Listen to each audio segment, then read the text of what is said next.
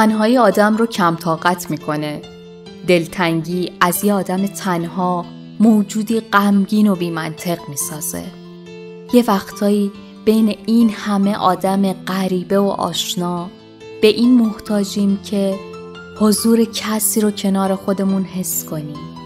کسی که شنونده بهانه‌های ریز و درشتمون باشه.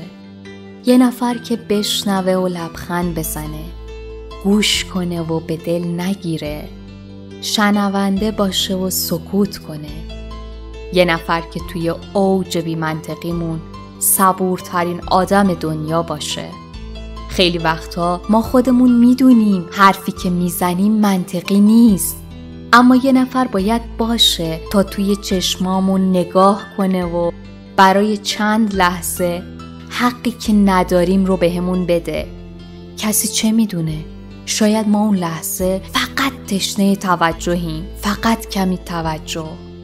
تنهایی آدم رو بدجور کم طاقت میکنه.